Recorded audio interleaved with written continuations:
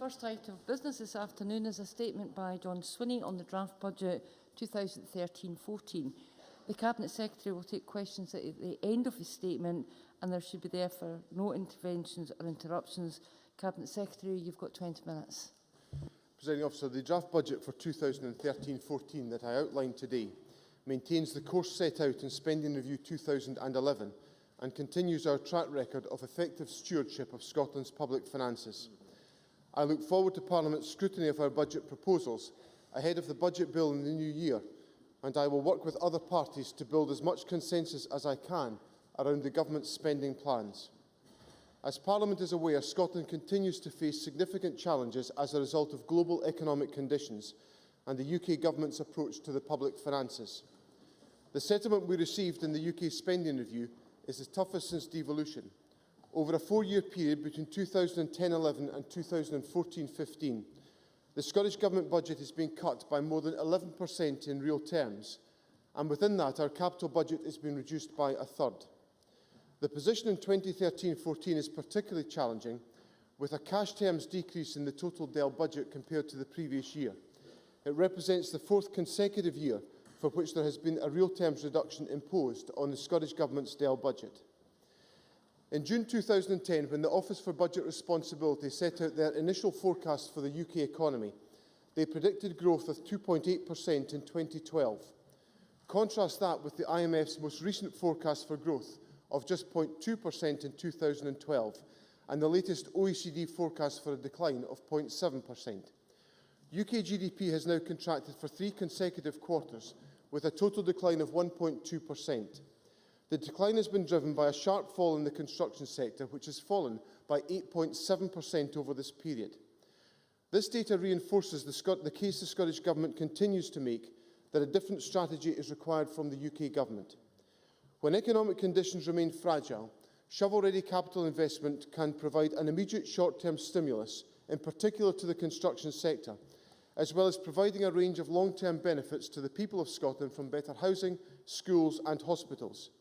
That is why yesterday we and the other devolved administrations called upon the UK Government to consider again the case for a targeted fiscal stimulus now that can support infrastructure investment and create the jobs our country needs.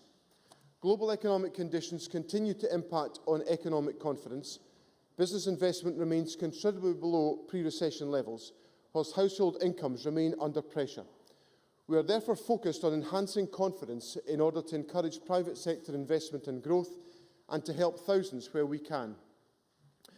While the UK Government refuses to change course, this administration will continue to do all we can within our powers to deliver growth and support jobs.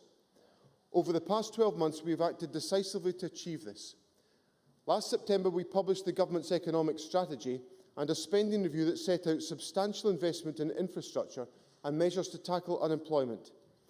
In the face of cuts being made to our capital budgets, we are boosting conventional capital investment through the £2.5 billion pipeline of infrastructure projects that will be delivered through the non-profit distributing model, switching over £700 million from resource budgets to support capital spending, and we are supporting a range of innovative finance initiatives such as the National Housing Trust.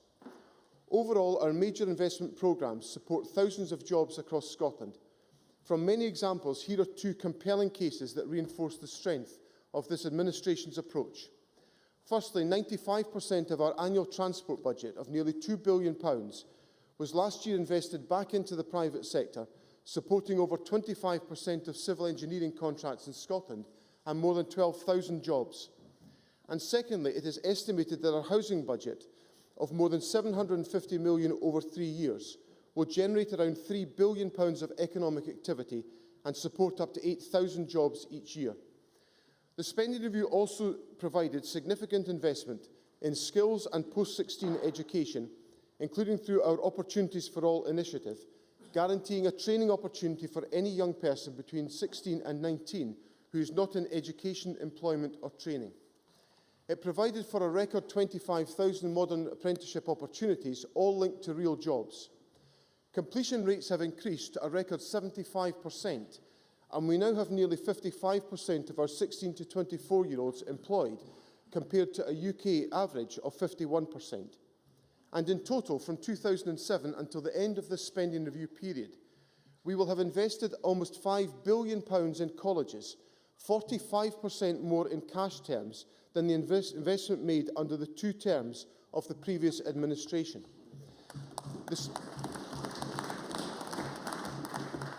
The spending review confirmed decisive support for business, including boosting internationalisation of activity with great success in food and drink exports, use of the Scottish Investment Bank, the establishment of enterprise areas, and the most generous package of business rates reliefs in the UK, valued at more than £2 billion over 5 years, with the Small Business Bonus Scheme providing support to over 85,000 business properties.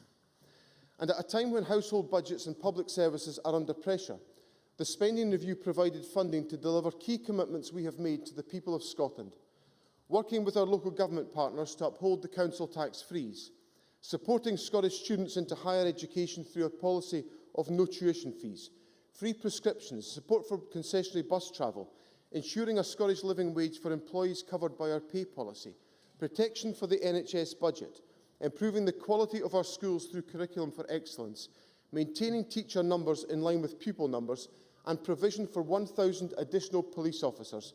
I confirm to Parliament today that our draft budget will ensure the delivery of all of these commitments in 2013-14. This is a government that delivers on its promises.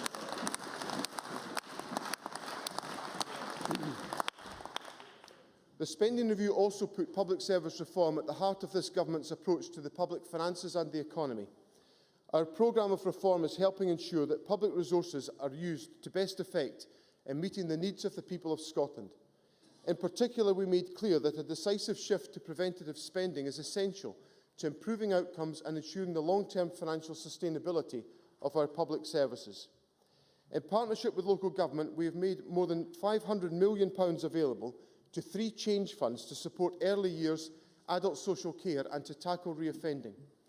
The draft budget announced today provides an update on these funds, illustrating the progress that can be made in driving change across mainstream service delivery. Looking forward, I confirm today that single outcome agreements will incorporate a long-term prevention plan that makes the commitment to increase the resource invested and reinvested over time in preventative interventions. This budget also confirms that we are on track to deliver our ambitious programme of police and fire reform and reflects agreements with local authority partners about the transfer of funding for these services. Presiding Officer, we set out in the spending review an approach that supports economic recovery. We continue to believe that approach is right for Scotland. However, we must remain vigilant to changing economic conditions and respond decisively. In developing the draft budget, I have scrutinised in detail what scope exists to create additional financial flexibility across the government's responsibilities to provide further stimulus. I have reached the following conclusions. Scottish Water has delivered significant improvements to services over the last 10 years. With an annual turnover in excess of £1.1 billion, it employs some 3,500 staff and sustains 20% of the Scottish civil construction industry. After 4 years of water charges being frozen in Scotland, average household charges are now £52 lower than the average in England and Wales, and a significant capital investment programme has been sustained to improve the quality of water services in Scotland. Against this background of high performance and efficiency, I have reconsidered Scottish Water's financial position and have agreed with the enterprise that we can reduce our lending by £45 million in 2013-14, with no detriment either to services or their investment programme. Furthermore, Business Stream have confirmed that they will be in a position to repay the loan made to them in 2008, which allows me to redeploy resources of £28 million over the next 2 years. These steps demonstrate beyond doubt the value of retaining Scottish Water in public ownership.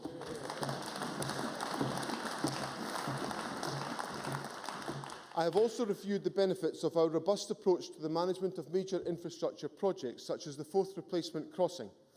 Due to the good progress that has been made, I am able to release budget contingency on the project this year of £20 million. I have also taken into account the efficiencies that the Scottish Futures Trust is helping us deliver in our overall capital programme. Over the past 3 years, SFT has delivered a total of £371 million in savings and benefits to the people of Scotland, and we expect further efficiencies in future including in the school building programme. Furthermore, as a result of general efficiencies in our spending last year, I am able to carry forward more than originally planned through the budget exchange mechanism, freeing up nearly £40 million of additional resources to be deployed in 2012-13. There is also specific programme expenditure available to the Scottish Government through the Green Deal and housing loans amounting to around £31 million for deployment this year and next. I have, with the support from all government portfolios, considered the scope for redirecting resources within existing budgets, within the tight financial parameters that apply. Finally, I have considered our position on non-domestic rates. The Government has introduced several proportionate measures that will generate valuable income, including the Public Health Supplement. We continue to keep the income projections in the draft budget 2013-14 under review. In last year's spending review, we put in place a package of measures to help regenerate town centres and encourage empty properties back into use. As part of this, we believe the changes we are making to empty property relief have a key role to play. In listening to business, I recognise that there is more that we can do. So to further incentivise empty properties back into use, the Local Government Minister yesterday lodged an amendment to the Unoccupied Properties Bill that, if passed by Parliament, will be used to reward those who bring premises back into use with some discounts on their rates bills. I also confirmed to Parliament that we are progressing the implementation of the additional powers set out in the Scotland Act, with an additional £3.5 million allocated in this budget to meeting implementation costs in 2013-14.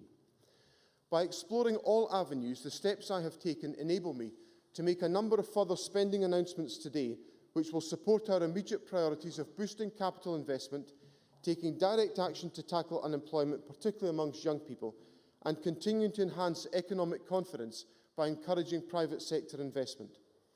In February this year, we announced a package of £380 million of capital spending over the period to 2014-15, focusing on transport, housing, digital and maintenance projects. And in June, we announced a package of investment in shovel-ready projects valued at £105 million in 2012-13, targeted towards renewables, housing and transport. The second year of the package will include substantial further investment in renewables, road improvements, regeneration, culture and tourism projects. I now confirm today that we will provide an immediate stimulus to the construction industry, with further capital investment in affordable housing of more than £40 million over this autumn and next year. One moment, Cabinet Secretary. I'd be grateful if you could save the applause till the end. By providing substantial capital investment in housing and delivering more homes more efficiently than was ever achieved under the previous administration, 6,882 new affordable homes were delivered last year, demonstrating that this government is on track to build the homes that our people require. To further boost the construction industry, we are also able to expand the number of schools being built through Scotland's Schools for the Future programme.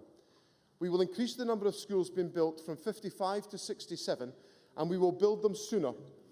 The Education Secretary will confirm the detail of these plans shortly, but I am able to tell Parliament that I have authorised the financing of more rapid delivery of the programme by bringing forward £80 million of planned investment from future years into this spending review period through the NPD model. This will further increase the total number of schools being delivered by this administration. 358 schools have already been built or refurbished in the last 4 financial years, more than the previous administration was able to deliver in 8 years, and we have half the number of children in crumbling schools. More generally, our partnership with Scotland's local authorities remains central to this government's delivery programme, and local government's capital investment programme has a key role to play. I know that Parliament will welcome the joint commitment the First Minister and the President of COSLA have made today to work together wherever possible to increase or accelerate capital investment to support economic recovery. This government has long argued that investment in the green economy can deliver multiple economic and environmental benefits. In today's budget, I am announcing a total of £30 million of funding over this year and next for a programme of energy efficiency measures that will tackle fuel poverty, contribute to meeting our climate change targets, and provide opportunities for small and medium-sized construction firms. The package will focus on supporting domestic households to improve home insulation, along with measures to increase energy efficiency in the public sector. We are also continuing our course of additional investment in sustainable and active travel by providing further funding of £2.5 million next year for hybrid buses. Presiding Officer, despite the economic challenges that we face, the Government remains focused on the opportunities for growth and encouraging the development of Scotland's growth sectors. For example, we have seen recent success in tourism, a sector which contributed £2.9 billion to gross value added in 2010, with a 5% increase in visitor numbers over the year to March 2012. With this in mind, I announced today fresh investment of £1.5 million in high-yield marketing to be carried out by Visit Scotland this financial year. Our cultural assets are also a huge strength. This is epitomised by the wonderful success of the National Museum of Scotland, for example, which has attracted over 2 million visitors since it reopened. I am pleased, therefore, to announce additional investment next year of £1 million in the maintenance of historic buildings across Scotland. The forthcoming Commonwealth Games also present a vital opportunity to strengthen our global profile while bringing health and other benefits closer to home through their potential impact on participation in sport and the well-being of our people. Building on the momentum provided by the Olympics, the Paralympics and the promise of the Commonwealth Games, and recognising the impact that sporting success can have, I have allocated an additional £1 million next year to support Scotland's elite athletes in the run-up to the Commonwealth Games.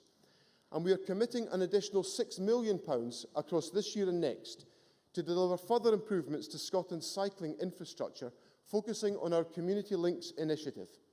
As well as supporting our health and well-being agenda, our investment in cycling adds further strength to our efforts to tackle climate change, which will also be enhanced by new funds for peatland restoration, and I'm pleased to publish alongside this budget the latest carbon assessment of our spending plans. I also published today the Government's Equality Budget Statement, which highlights the negative impact of the UK Government's welfare reform agenda, an approach that runs contrary to our determination to create a fairer Scotland. We are responding as best we can with our local authority partners and within our legislative competence to mitigate these threats. This budget confirms additional resources of £23 million next year to mitigate the cut to council tax benefit from the UK Government, and we will continue to engage with the Department of Work and Pensions about the successor arrangements for the Social Fund. Nowhere is the case for independence made more clearly than the contrasting approaches and ideologies of this Government and its counterparts in Westminster in the area of welfare reform. Scotland is a country that more than pays its way in the world, and we will continue to take a distinctive course that prizes effective use of public money, but also reflects our core value that we must support the most vulnerable in our society. Over the last 3 years, our policy of pay restraint has helped to support thousands of public sector jobs, while the Scottish Living Wage and our pay awards have protected the incomes of those who earn the least. And by continuing to implement core economic and social commitments through our social wage, including the abolition of prescription charges, free higher education and personal care, and the freezing the council tax, we have sought to help households across Scotland. I am now publishing today, alongside the budget, our pay policy for 2013-14. Last year I said I would seek to ease pay restraint. Following a 2-year freeze in basic pay, I am able to announce a modest increase for most employees. The policy caps increases in total costs of basic pay awards at 1% in 2013-14, but with priority for those earning less than £21,000 to ensure that they receive increases of more than this, and the retention of the freeze in basic award for those earning more than £80,000 a year. Our policy also includes a commitment to continue to implement the Scottish Living Wage, not just in 2013-14, but over the remainder of this Parliament. Finally, we renew today our commitment to a no compulsory redundancy policy, providing certainty for public sector staff. These measures will help enhance economic confidence, provide security to thousands of workers, and support jobs and activity across the economy. Presiding Officer, a vital part of our efforts to create a fairer society must be the support we provide to our young people, particularly in the current economic climate. Although the latest figures show a welcome rise in Scotland's youth employment rate of 1 percentage point, youth unemployment remains far too high at 24.3%. In developing today's budget, I have been determined to do more to support those looking and training for work. First, to support our commitments to keep student numbers at 2011-12 levels and provide the necessary student support, I announced today further funding of £17 million for college education. Second, I am announcing today that I will allocate resources to establish an Energy Skills Academy to support the development of skills for a diverse Scottish energy economy in oil and gas, renewables, thermal generation, carbon capture and storage industries. Third, although we have taken a number of steps to support young people, we must create more opportunities for them to secure jobs. One of the key groups that require assistance are 18 to 24-year-olds who have been unemployed for 3 to 9 months. We will put in place an initiative supported by £15 million of government funds and matched by European structural funds and employer contributions. The initiative will work across Scotland and will be focused on the small and medium-sized enterprises in the private sector. As a consequence of this cooperative approach, the Government will assist in the creation of up to 10,000 jobs for young people in the private sector. These measures confirm our absolute determination to do all that we can to support the young people of Scotland. Presiding Officer, the Government has today published a draft budget which honours the commitments it has made to the people of Scotland and within tight parameters provides for additional measures to support economic recovery. I have today announced investment in infrastructure, the green economy, skills and employability of around £250 million. In this budget, I confirm that this Government will do all that it can to focus its resources on driving forward Scotland's economy. I commend the budget to Parliament.